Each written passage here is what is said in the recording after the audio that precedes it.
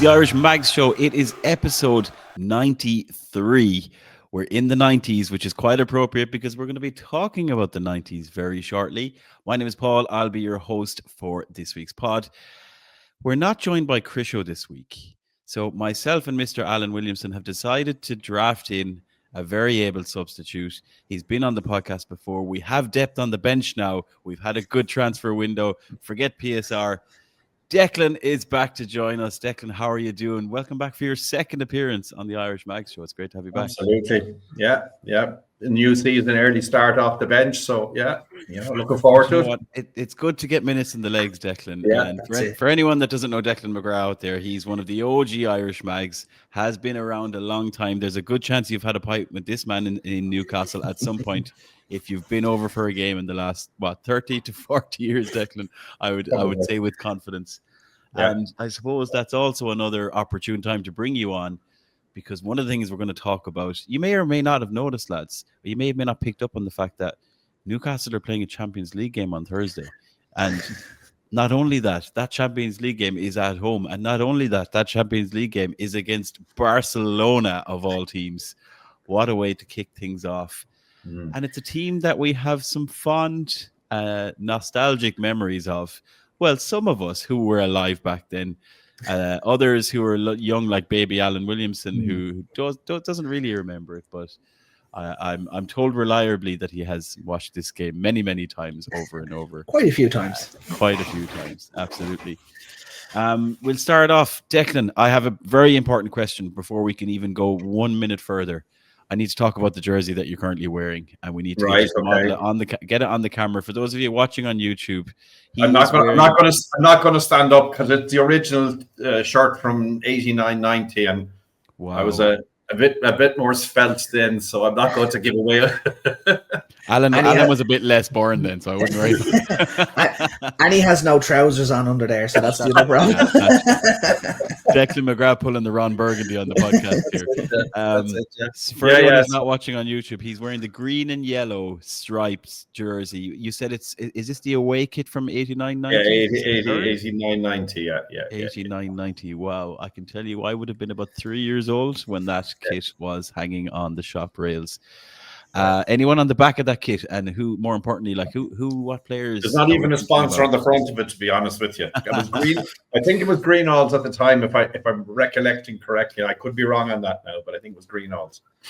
So, which player do we associate with this iconic kit the most? Is the question for the 89-90 season. Mark McGee probably would be the one I remember. Mark McGee would be the one that would have had this jersey that I remember anyway. Now again, I'm open to correction, but I just bought it. It was around the first time we went over, so it was there, and it was kind of current and new and everything like that. And I think I bought it out of the Porta Cabin. None of this club superstore Porta Cabin. Definitely not. No.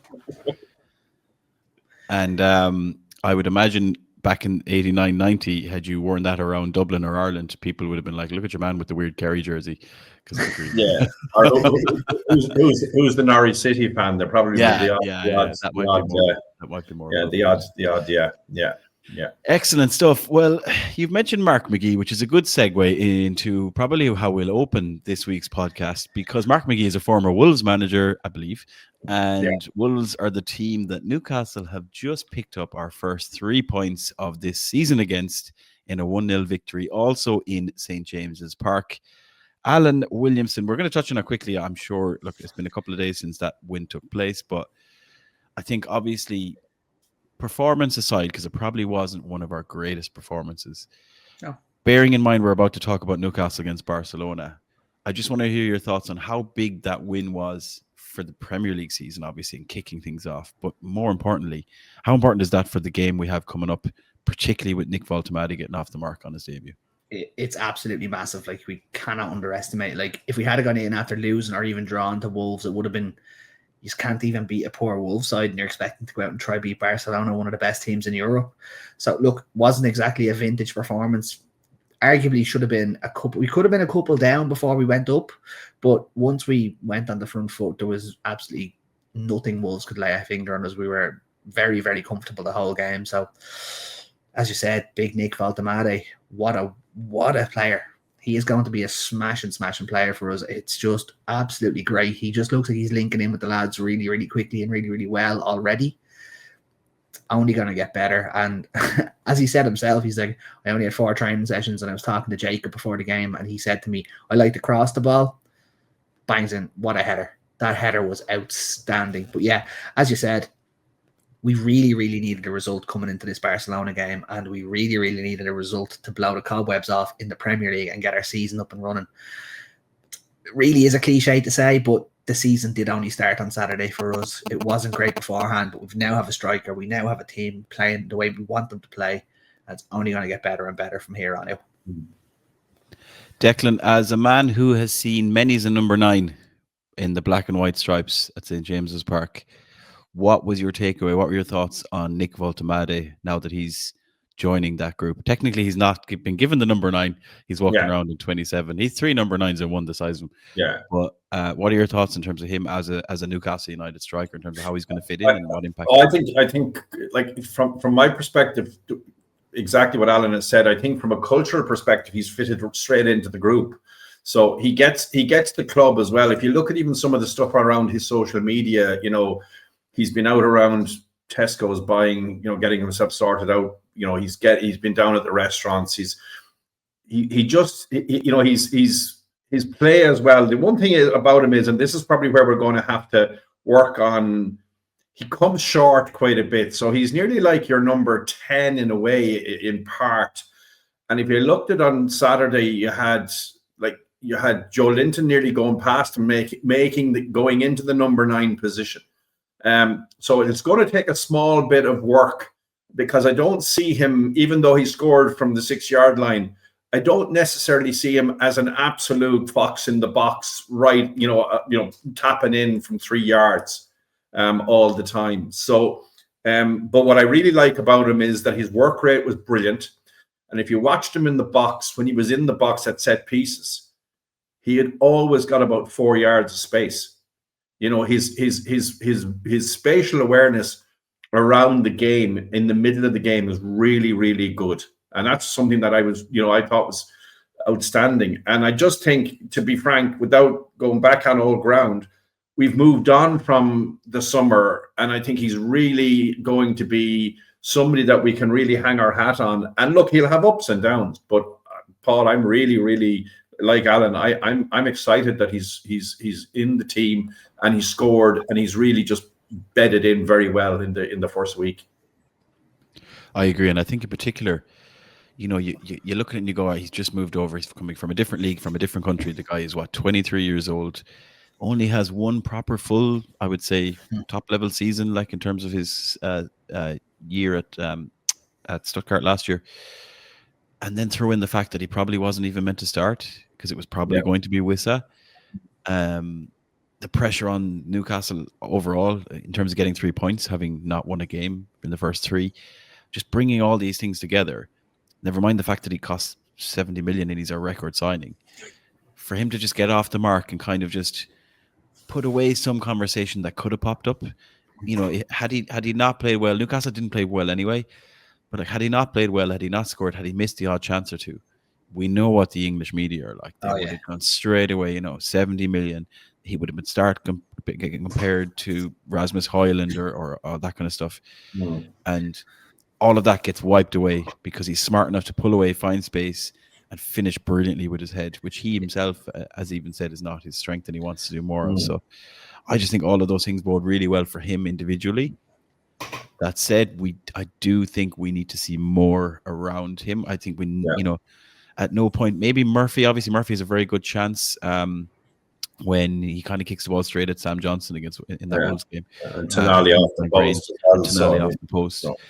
But I do think we really would like to see more from other players, which probably sets us up shortly to talk about who we think is going to play against Barcelona. One thing I would say, Paul, as well, is that, in fairness, the supplier again, Murphy. I mean, we talk about Elanga coming in, and the expectation is, he's going to come in and he's going to replace Murphy, and first home game, and Murphy is in, and he delivered. I mean, and again, like, if you're being hypercritical, the two wing backs, they had a mixed day. Let's be honest about it. I think Livramento, was struggling a bit on his side, but Murphy does that bit of work back. He was covering for Trippier. He was, so he does give you that element. So I mean, I thought it was a lot of positives for Saturday, and all around. And I think we'll obviously discuss it, but I think the other wing is where there's an issue. But anyway, that's yeah. Yeah, I think that's a fair point. Just one other thing on Voltemade. He won't get us 20 goals this season, but he'll definitely get us 20 goal involvements. You can see from how he plays, he's going to, if he might get 10, 15 goals, he'll get you 5 or 10 assists. He'll get you those goal involvements massively. You can just see he's very, very clever on the ball. I know Barnes was offside, but the ball that he played over the top for Barnes was just one of them where you're like, don't do that. He done it, and it was perfect. And I was like, oh, right, fair enough. I know nothing. You keep doing what you're doing, son. Like, he just has that look about him that he's he's only had 4 sessions with Eddie Howe, so up to that point. So and with the travel and international break and everything else. So I mean, he's only going to get more embedded. And I think just where the slight downside is, though, that with Wissa injured, he is he's back kind of carrying a heavy load. And we just hope that from a physical perspective, because one of the things he did say at the end of the game was he found the game more physical than the German league. And he will find that he's going to be able to physically, because he's a tall lad, but there's not much. If you look at him, he's a very lanky kind of thin boy. So I hope he's able to, and he seems to be able to handle himself on the pitch. But from just between now and let's say Christmas time, because if Wissa's out for 6 games, you're back into November at that point. You know what I mean? So certainly into October, late October. So as long as he's able to keep up with the physicality of it, but with Eddie Howe getting his ideas and everything embedded into him, I think we have a really, really outstanding footballer there. I know it sounds like hyperbole after one match, but I think there's the bones of a really, really, really good footballer there. Yeah, and interesting to see Eddie Howe, as much as he did an un-Eddie Howe-like thing in terms of starting Voltemade, he did take him off after, an hour? And I think Voltemade could have kept going, but I think he's going to be very careful with him. He said he couldn't. No, he said he was cramping up and he couldn't move anymore. He had to come off. Yeah. Interesting. I just think, I think there's going to be some caution there, and it's going to be, we need this guy to start, but we're going to have to manage his minutes. And if that means Gordon drifting in up front, with 30 minutes to go, or Will Asula coming on, maybe not with as much, maybe 15 minutes for Asula would be better than 30. So be it. But I think you're right. I think there is a big potential, a big ceiling for this guy, even though his head is fairly close to it at all times. There is a huge ceiling for this player. Yeah. Just the last thing I wanted to comment on, lads, I just don't think it's been done justice, if that's the right phrase. I thought Sandro Tonali was just unbelievable in that Wolves game, and as usual, he just grows into the game more and more. And again, it's one of those situations where he's breaking into the box. He's had some shots on goal. He's picking the ball up. He's winning the ball down in the left back slot when Tino's gone, and then for 2 minutes later, he's down at the corner flag, counting on the clock. And I'm happy for it to go almost under the radar.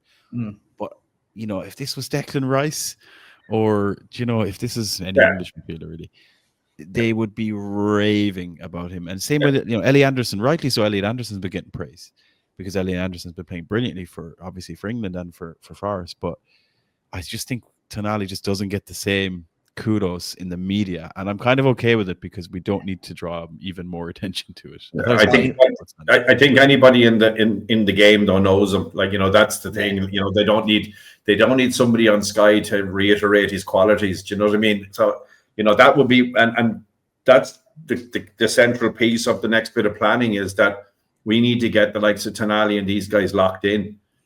Because what he has done is, he came over. Obviously, he had his holidays for the 10 months after the issue with the betting. So, but what he has done, and this is where again I think, and I don't want to bring up the exact situation, but this is where the respect level that Eddie gets from his players is massive.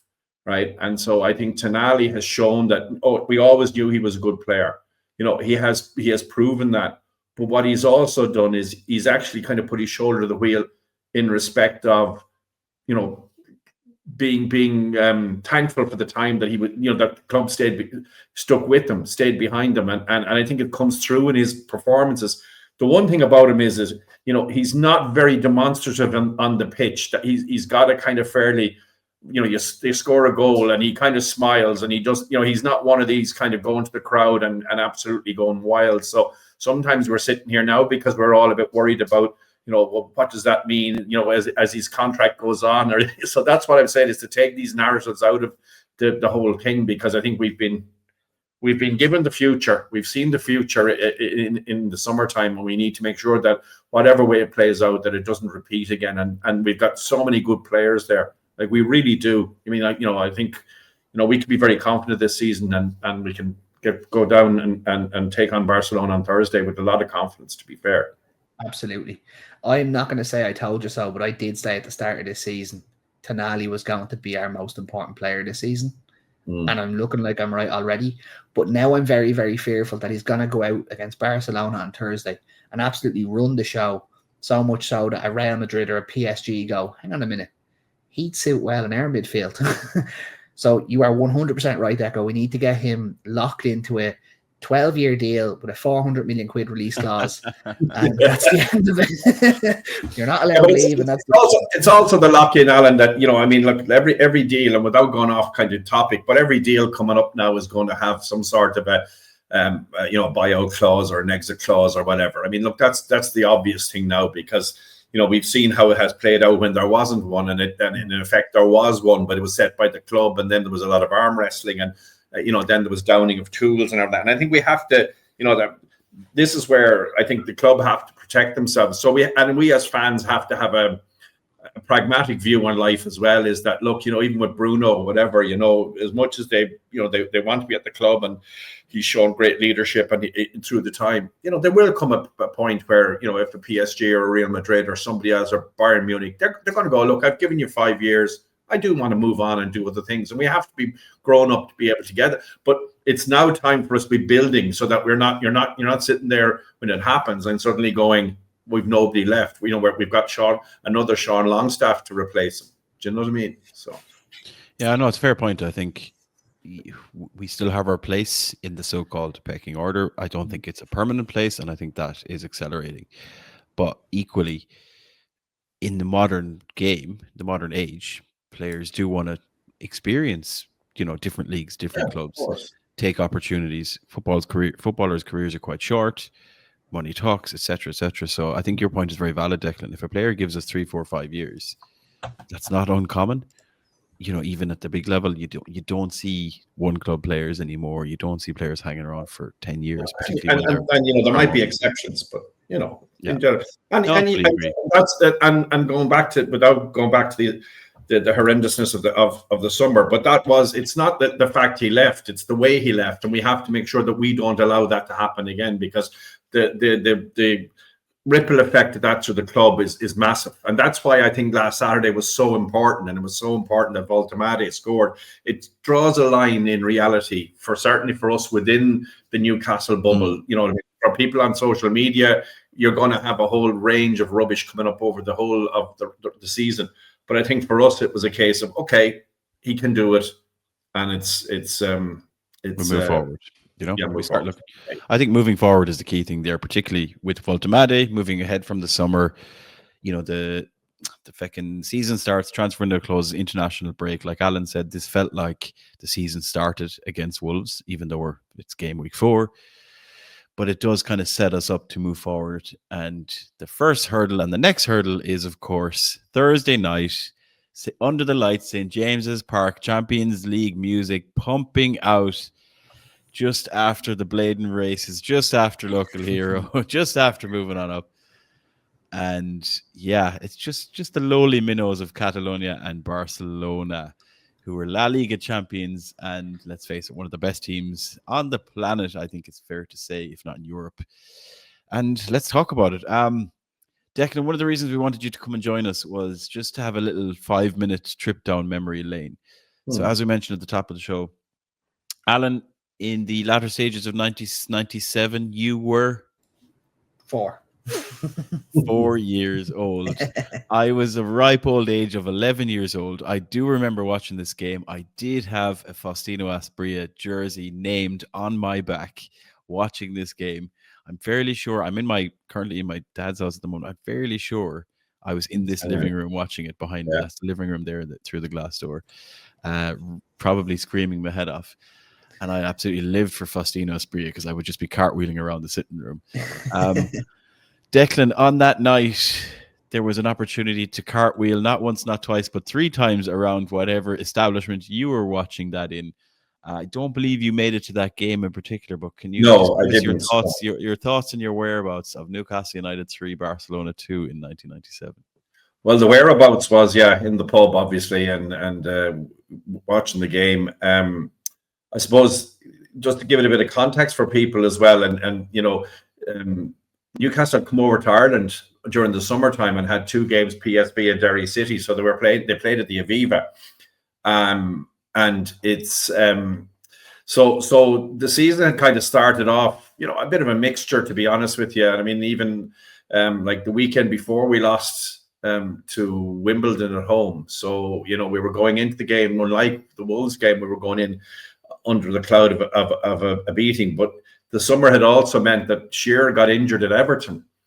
And the whole thing of Ferdinand was on his way to Spurs, and they tried to U-turn it, and because of the injury to Shearer. So we went into the game in reality without our, pre-summer top 2 strikers. In fact, probably the best striker in the world, and certainly his compadre was not too far behind, given the kind of the teamwork that they had shown. So to be honest with you, Asprilla, and I had seen Asprilla, and I've seen Asprilla in the flesh, and I suppose it's ironic in one way that he had the Barcelona, and then for January he was gone back to Parma. So he was that kind of player. He'd come in and he was magic. I mean, I've never seen a player with such rubber legs as him. I mean, literally. I mean, I watched him in a match against Sheffield Wednesday, and he's snaking his leg literally around the defender to get the ball. It's just incredible. But on that night against Barcelona, I think we were back in the big time. I remember, and again, not to take the focus off Barcelona, but I was actually at the last game of the previous season when we beat Forest 5-0 to qualify for, and we ended up second and qualified for the Champions League. Sunderland and Middlesbrough got relegated that day as well, which was, we were top dogs in the Northeast. So coming into the Barcelona game, it was just, again, as you say, the atmosphere. We had Gillespie, which, again, if you think about it, Gillespie and Asprilla, they could be brilliant or they could be very average, depending on, Asprilla would always do something, but it may not always work out and stuff like that, but he always had, but Gillespie was more, kick the ball ahead of you, go down the wing, speed, and hook that ball in. And I mean, it just worked like a treat on the night. And I think, as I said, there was a stunned silence in one way. I mean, it was okay. We were all fantastically elated. But we were 3-0 up against Barcelona, and you're looking at the Barcelona team, and you're looking at Figo and these kind of players, and Luis Enrique, and you're just thinking to yourself, we've got with all due respect, John Barnes and Steve Watson, and like good guys, don't get me wrong, but the collective that night really for 70 minutes and the whole between the crowd and what was on the pitch, the team and everything else, they just blew Barcelona away. And then Barcelona on 72 minutes scored. And then suddenly, John Beresford is quoted this week as saying that Barcelona are going to feel like it's the Alamo when they get into St. James's Park on Thursday. It was like the Alamo for the last 25 minutes because they peppered the goal. I mean, to be fair, if it was 3-3, you probably would have gone as a neutral, fair result. But it was just, it wasn't, it was a marquee time. I mean, we'd missed out on the league and but I think this was it was a bit like the 5-0 against Man United. It put a flag in the ground. It'll always be there. It's, it's always part of that folklore. And like Thursday night is a bigger game because of that, if that makes sense. Yeah, and I think it's like for me, this game it stands the test of time, and you could argue that it was only just recently topped by that Newcastle PSG game, but up Yeah. until that was our biggest, let's say, European game, and you'd hope that we move away from remembering individual games, to becoming regular, frequent flyers in the Champions League, and continuously putting in these performances and having these memorable occasions. But I suppose to apply it to modern times, Alan, like as I mentioned, I remember this game. I remember it just being blown away by Asprilla doing what Asprilla does, and just watching a shell shocked Barcelona team. Granted, they kind of started to claw back into it, but as Declan is naming out names there, I mean, I'm going to run through the Newcastle lineup, and then I'm going to shout some names from the Barcelona side, and then I have a good question for Alan. But like Newcastle lined up with Given in goals. It was basically a back four of Warren Barton, Steve Watson, Philip Albert, and John Beresford. Only one real recognised centre half in that. Okay, hold that thought then. David Batty and Rob Lee in the middle, Gillespie on the right, arguably one of his best games, overshadowed by an Asprilla hat-trick. John Barnes on the left, and Asprilla, as we mentioned, hat-trick hero up front alongside John Dal Thomason. So there's obviously a lot of movement there. Those players, can all play different positions. And we brought on two subs on that day, Darren Peacock and Timur Ketsbaya, leaving the likes of Steve Howie on the bench, a young Aaron Hughes, an older Ian Rush, and the brilliantly named Brian Pinas. Right. So that was the Newcastle lineup, just for a trip down memory lane. Listeners, let us know your thoughts on that in the comments, if you will. We look at the Barcelona side. I'm not going to name them all out, right? But Michael Reisiger, Dutch international. They had a Nadal in centre back, Miguel Nadal, Spanish international. Sergi, left back, Spanish international. Even De La Peña, same. Rivaldo was playing for Barcelona. Luis Enrique, the current PSG manager, was playing for Barcelona. Ballon d'Or winner Figo was playing for Barcelona. Sonny Anderson. They brought Christophe Dugarry off the bench. He won the World Cup with France literally the summer after this game. It's outrageous, really, when you compare the Louis van Gaal as manager. So, Alan, here's where we bring it to the modern kind of setting now. You look at where where we are now, literally 28 years later. Pity that movie already came out. And, you look at the Barcelona side. Do you think there's the gap is narrowed between the two sides now when you look at the players that they have, the personnel they have from 1997 to 2025? Because that's going to tee us up for how we're going to do on Thursday, depending on what you say. Has the gap narrowed? Yes and no. So Barcelona's first 11 fully fit and our first 11 fully fit, Barcelona's is better. Let's not beat around the bush there, unfortunately, as much as we'd love to say it. But squad game, after their 13 or 14 players, Barcelona don't have a great squad. I think squad game, we'd be able to put it up to them as much as we could, I think. Interesting. See, I'm biased, right? And Declan, maybe Declan could be more logical than me, but they have some ridiculously gifted, elite level, world class players, right? Pedri, Lamine Yamal, who we believe is going to be out for this game. Obviously, Lewandowski's in there. Like, Fermin Lopez comes into the side and just casually scores twice against Valencia at the weekend. They have some ridiculously good players, right? Dani Olmo is for me like up there as well. Frankie De Jong. But I look at that back four and I see the likes of Eric Garcia and Christensen as centre backs, and I think, not too panicked about these guys. Like, we've gone and we've put Virgil van Dijk to the test, and we've played better defenses and better backlines, and that's where I think you've got those superstars, but 11 on 11, I do think that there's parallels to be drawn. I do think that we're not a million miles off. Declan, I suppose my question is, I say that knowing what the side is capable of, and it includes depth and it includes potential. We're at this point in the season. We're only 4 games in. We've had a lot of change and transition. We're a little bit all over the place in terms of we're not necessarily going out with our strongest 11 yet, or at least what you and I and Alan might perceive to be our strongest 11. Thinking about Lewis Hall, Gordon being suspended, Elanga, hasn't set the world on fire yet. Jacob Murphy's staking his claim for a place. And as we said, Wissa now being injured. So do I need to park that and be more realistic to go Barcelona might be a lot better than us at this exact moment in time, or can we match them because of the players? Well, I think, Paul, to be fair, it's kind of you go back to '97 and you could probably you'd certainly make the same argument if you looked, an hour before the game and looked at the two teams. You'd say where there's nobody, because I mean, okay, John Barnes at his time, if he was in his Liverpool heyday, yeah, you could say world class, but he wasn't the John Barnes of old when he joined us. So when you look back, so I think. Look, I think it's going to be the key piece for me is a little bit how we played against Liverpool. It depends on us as much as it depends on Barcelona, to be honest, right? There's a decision to be made between Gordon and Barnes. There's no question on that. In my opinion, Gordon plays on Thursday.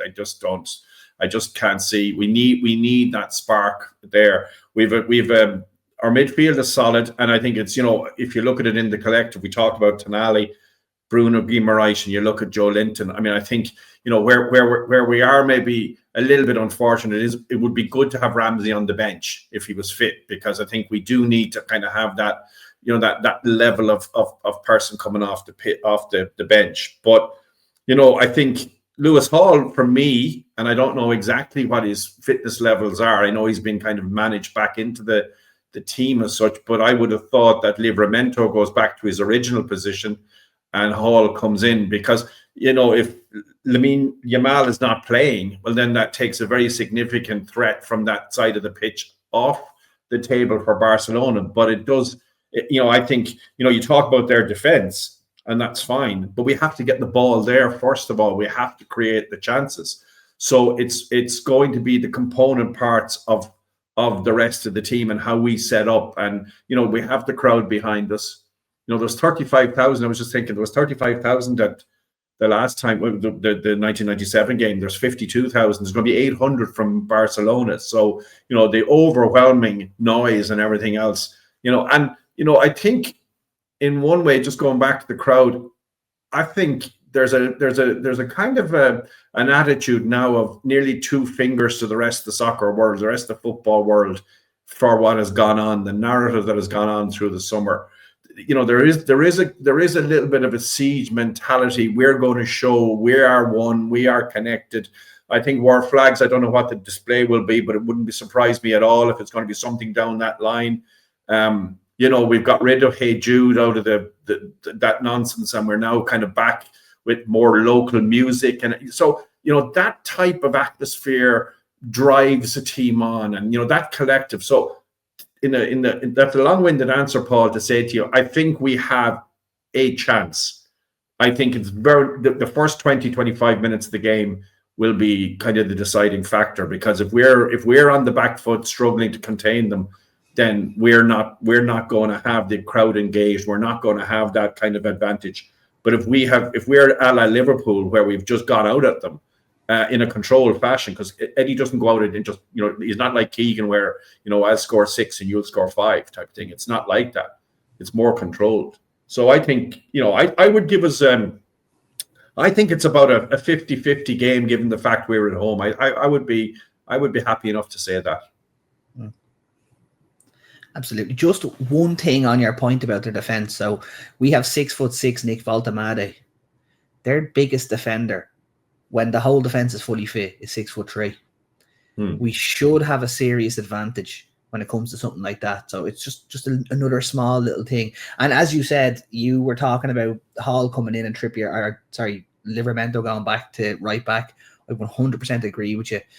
It's not the first time I've said this, but I thought Trippier was probably our worst player against Wolves. His dead balls weren't great. The amount of time he gave the ball away, but he got caught underneath the ball. I only watched the game back. I watched the highlights back of it today again before coming on, and he got caught underneath the ball 3 or 4 times. And I was just, look, they never really laid a finger on us, but Trippier just didn't look right. And it's not the first time I've said it this season.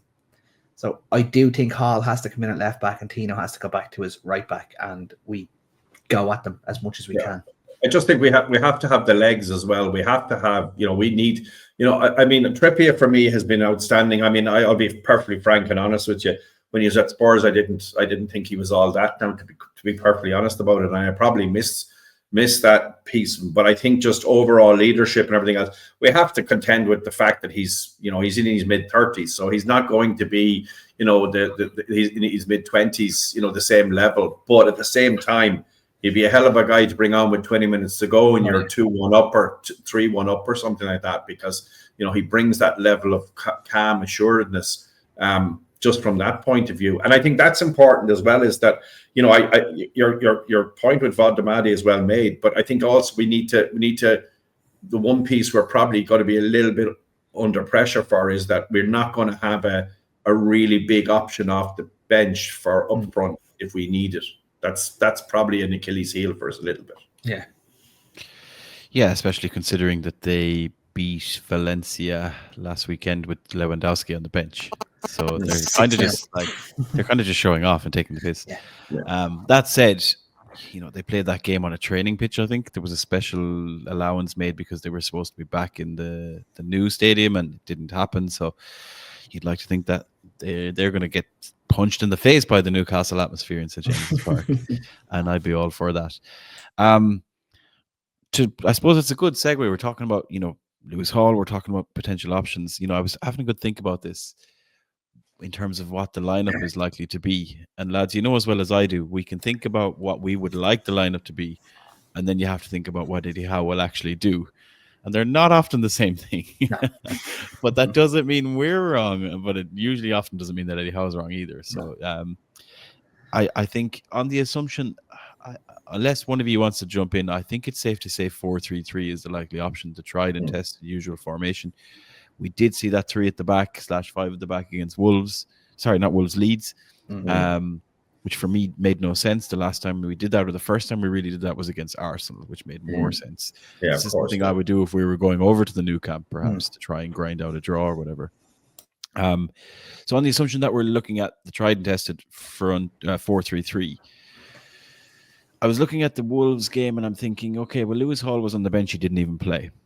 So there's one side of me that thinks, okay, well, it's Lewis Hall's time now to come in fresh as a daisy. Trippier played 90 minutes in that game. Trippier is no spring chicken, says me, who's a good bit older than him, and about to be even older. You kind of think, okay, well, does Eddie Howe just start the same back five because we've had 3 clean sheets in 4 games and he knows exactly what he's going to get and he feels there's minimal risk and he trusts them to keep things locked down and tight for the first half and then another 15-20 minutes in the second half, and then depending on how things are going and if we're in the game or if we scored, is that when he starts to look at, okay, now I can draft in Lewis Hall, completely fresh legs, give them a problem in terms of an attacking threat as well as his ability to track runs and so on. That they're 2 different things. I'm like, does he just go with tried and tested and not take any risks in the first half of the game because he knows that back 5 he can trust them to lock things down regardless of what Barcelona throw at us? Or is there more 4D chess at play and he's like, right, I've got a slightly older defense as a collective. They all played 90 minutes against Wolves 3-4 days ago. Is it now time to kind of switch things up, bring Tino on the right and Lewis Hall on the left? Alan, I suppose I'll just ask you, we'll just get the back 5 out of the way and then we're going to move up the field. But which way do you think he goes? Does he go with the same back 5 or do you think Lewis Hall gets a run in and Tino moves over? Because that's realistically the most likely thing, assuming the centre-backs don't change. I do think Hall comes in, Tino moves across, but I also have a sneaky suspicion Chow plays, or Chow, whatever his name is. I think Chow might get his first start just on the grounds that one of Dan Burn or Shar will need a rest. They'll say, look, you've played 4 full games. We just want to look after you. We want to make sure you have plenty in the tank because it's going to be a long, long season. Now, don't get me wrong. Eddie Howe is Eddie Howe. You would not be surprised to see the exact same back 4 be marching out of that pitch, but sneaky suspicion we could see Chow get his first start of the season as well as Hall coming in and Tino moving across the right back. Be interesting if he was going that direction. In particular, let's say Fabian Schär gets a rest. Be a big call for him to play Malik Chow ahead of Botman as well, I think, considering Botman is the one who's been brought on. I know left and right foot and so on. But at the same time, there's a lot of logic behind it. Malik Chow has played in the Champions League. This isn't his first rodeo. There's no reason to think he can't come into this. And sometimes we overcomplicate readiness in terms of match sharpness and also readiness to come into a squad. Nick Voltemade came along, played 2 international games during the international break, came into a system he'd never played in and fit in fine.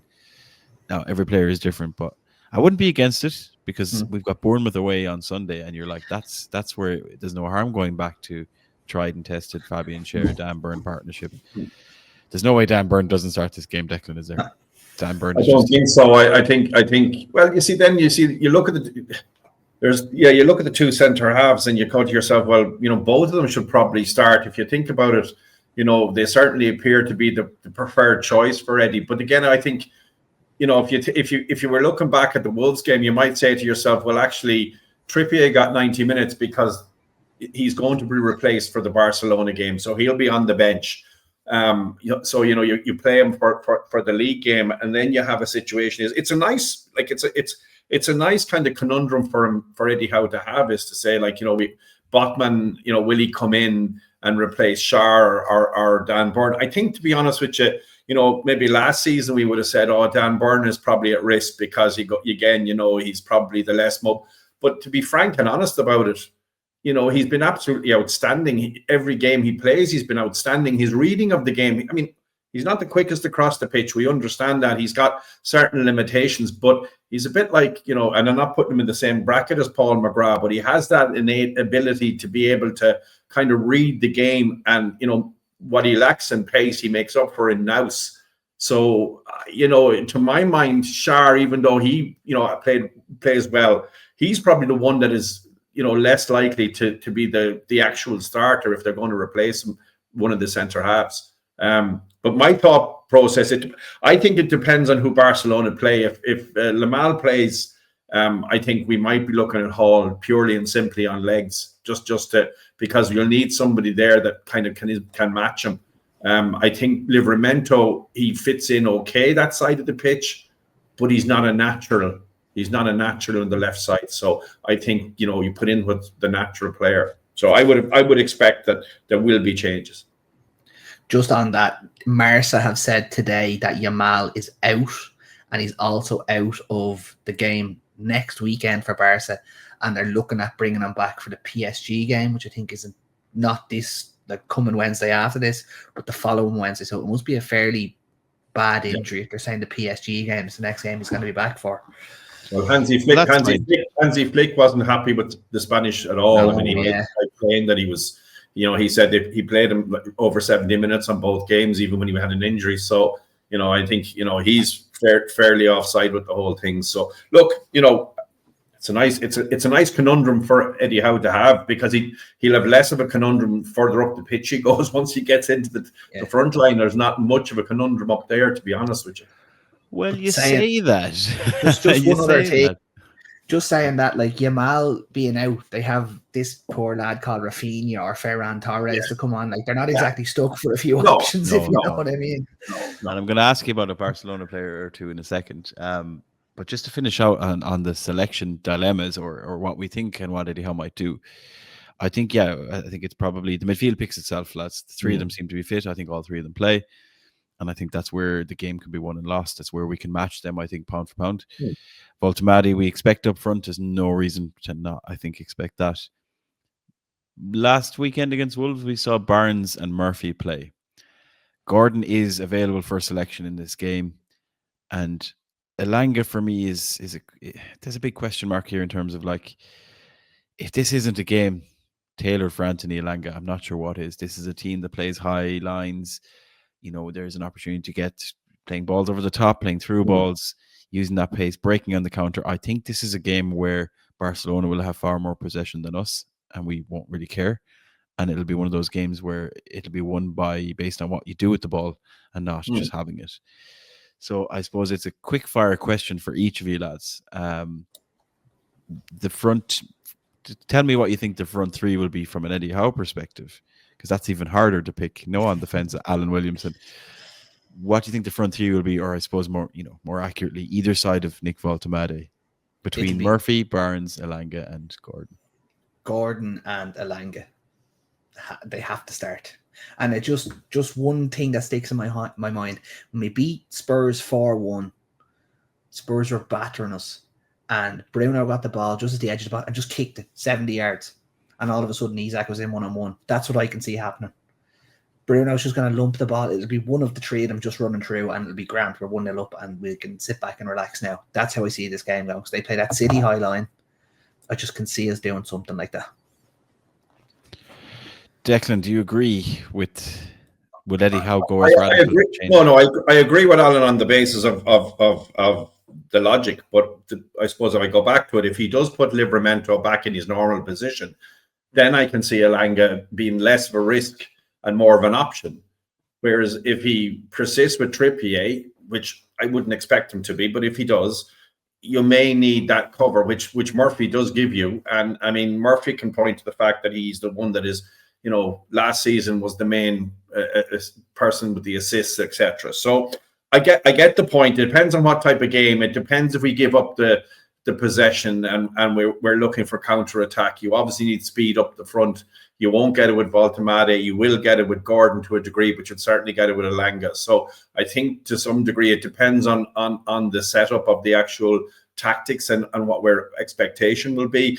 I mean, I think you're right, Alan. I think the expectation will be that Barcelona will have more of the ball, but I have a feeling that Thursday we're going to go not gung-ho, but we're going to be very much fronting up. And I'm not so sure, a bit like Liverpool, when they should have well known what was going to happen, given all the commentary around the game. They couldn't handle the physicality. They couldn't handle the pressure. They couldn't handle the pressing game that we were bringing in. And I think, this is a different game for Barcelona than they find in La Liga. And so I think there's a few variables. But I think Murphy will start, personally speaking. I think Murphy will start. Yeah, I find myself asking, does Eddie Howe trust Anthony Elanga? And it's hard to say yes at the moment. As much as it makes sense for him to start, Eddie Howe might look at it and go, I know exactly what I'll get from Murphy, both defensively and offensively. I know what he can do. He's more direct. Players, left backs are getting less used to playing against, we talked about Keith Gillespie, Declan. Jacob Murphy is Keith Gillespie reincarnated. He wants to get the ball, he wants to run the ball, and he wants to cross the ball.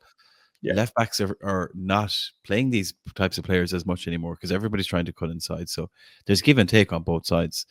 And, had we seen a bit more from Elanga in these last 4 games at different points, or even getting off the mark, you might think Eddie Howe would be more inclined to go with it. But Eddie Howe's not a big risk taker. So while I agree with Alan, I'd love it to be Gordon and Elanga and Voltemade because I think that there's so much potential there. I can't say with certainty that it would actually work. Yeah, but again, we can't. Eddie doesn't, in fairness to him, as we say, as you said, Paul, our version of what the team should be and his version of the team sometimes match, but a lot of times they don't, even if it's one position or one player here and there. But I think his track record versus certainly my track record is pretty good. So I'm gonna defer to him and let him decide. We won't begrudge it to him, Declan, if he can get all 3 points. We won't begrudge it to him at all. Not at all. Right, well, lads, it's time to get off all of the respective fences because I'm going to ask ye both for a prediction on this game, and we know this is a big game. In terms of it being Barcelona coming to St. James's Park. That said, it's the first of 8 Champions League games. So while it is a massive game on the night, as we said, Champions League music, everything that goes into a home game at St. James's Park is a huge game. Alan, what's your prediction in terms of the score and how big that'll be for the season? So I'm going to go with Newcastle United 2, Barcelona 1, and we're going to get our first win of the season on the board in the Champions League. It's happening. Declan, there's some positivity that we could do it here in your echo, but I'm not convinced. Yeah, I think Paul, I will echo it. I was just looking at the Athletic. We're out of the 36 teams, the Athletic has us at number 17. So as I said, we're playing the number 1 team away in PSG and the number 2 team at home in Barcelona. But I think there's every possibility that we can win the game. I would suggest, dependent on how we set up and dependent on what type of game Barcelona bring to the table and how they can deal with just on the night. I would certainly be hopeful that we're going to win it.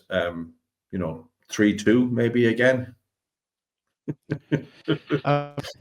Nostalgia merchant. Yeah, nostalgia. We Yeah, like nostalgia. That's literally why we're here. I mean, there would be look, as somebody who enjoys a bit of journalism and enjoys a bit of nostalgia, like it would make for a hell of a story to actually have a replication of that in some shape or form.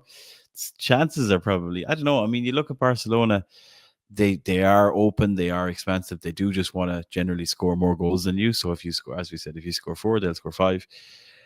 On the flip side, we are extremely solid at the back in general. So like I definitely think we can hold them.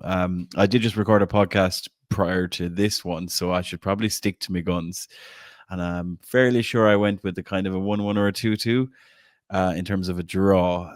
Probably maybe leaning towards a 2-2. I think this could be a huge game for Anthony Gordon in terms of making an impact, but I still think we're a little bit getting used to each other as a side and just getting, I suppose, getting a feel for getting rhythm, getting momentum, and all of that. And at the end of the day, this is still Barcelona, still a very, very, very top quality side.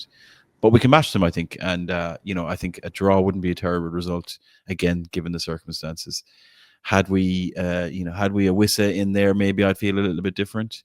Plus, just the turmoil of the last few weeks. So it wouldn't be the worst thing in the world. Don't want it to sound negative.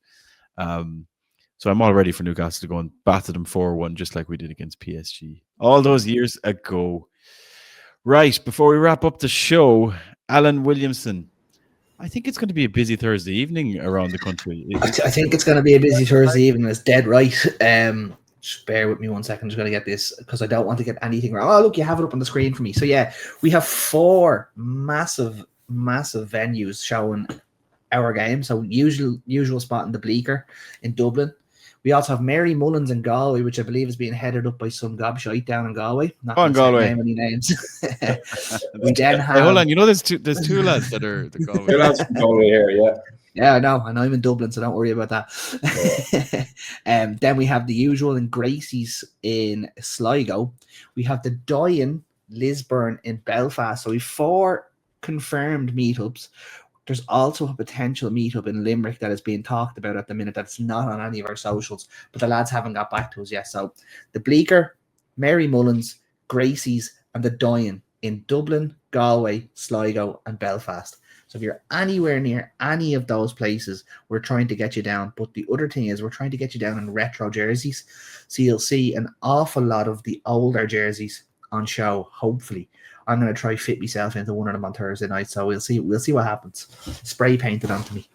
Declan McGrath and myself might be wearing belly top jerseys. Something, Paul. I'll be struggling to get into anything that I have left hanging up in the wardrobe. I've got a couple, right? I've got the old classic 3 buttons David Ginola Brown Ale Newcastle kit, the original from about 1995-96. And the sleeves on those kits were so big, they're still down to my elbows. The problem is the rest of it is a bit short and barely covers the belt line. So I'll have to have a think about that one. But I'll be able to manage one of them anyway and dig one of them out. And no doubt, Declan, you'll have them to dig out as well. Oh, I have. I'm looking forward to the Galway meetup. We haven't had one in a while. We've had some good ones there as well so far. So, as we said, everyone get on down to any of those meetups if you can. I must tell you, lads, it's actually my birthday on Thursday as well. Oh, I know. Hey. Fingers crossed. I mean, Happy birthday Newcastle have disappointed me in the past on birthdays and Christmas and many everything. Let's hope this isn't one of them. But either way, there'll be a few points had in these meetups. So yeah, as we said, get on down to any meetup you can at all. And as we always say, if you're interested in getting any meetups together in any locations, just drop us a shout. All our social details are below, and there's the irishmags.com. You can contact us through there as well. Lads, I think that's kind of it for this week. What a game coming up. Barcelona. I'd say if we do win, we might have to get an emergency bonus podcast out on Friday. I think it might be worth it. I don't think I'll be able to do anything on Friday. Yeah, it'd be looking to be dragged out of the Bleaker on Friday morning. Declan, we might need to go live. You might know. I suggest, Paul, you do 2 in advance. One if we win, and one if we're lost. You can then go out with the one with the win, because you might be a bit bleary-eyed on the Friday. I tell you what, let's commit to it, Declan. If we do win, I think we'll have to record at least we'll record something live, whether we put it live at the time or else we'll add it into the pod. Do it. One, right? It's been done before, and we'll do it again. Because what a game, what a massive fixture to get us off the mark in the Champions League. We're back in the Champions League, second time in 3 seasons. 28 years since we last beat Barcelona. We play them again at St. James's Park. Let us know your own predictions in the comments, whether you're watching on YouTube or listening on Spotify or anywhere else that you get your podcasts. And thank you, everyone, of course, for listening and watching. Declan, a big thank you as our guest for joining us. Thanks, we guys. didn't miss Chris at all, and we always enjoy having you on and taking those trips down memory lane from your days over in Newcastle, and we'll have to have you on again, I'm sure. And thank you, Alan, as well. We'll be back at some point. We don't know when. Let's see what happens for more Irish Madness. So until then, how are the lads? Slán go fóill, and we'll see you all very soon. Take care. Slán a bhaile.